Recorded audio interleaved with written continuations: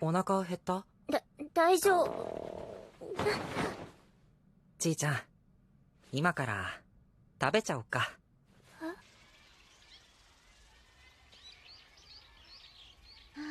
どうしよう、これから。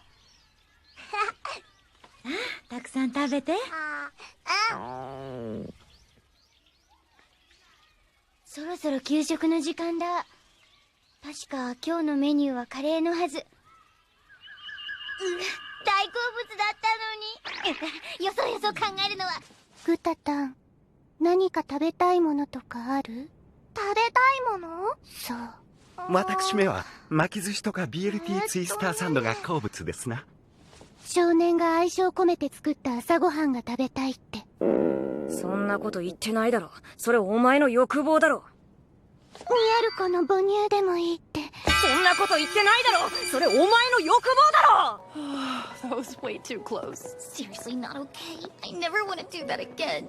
Going out for barbecue is harder than I thought. I guess I'm hungry. We did get quite a workout.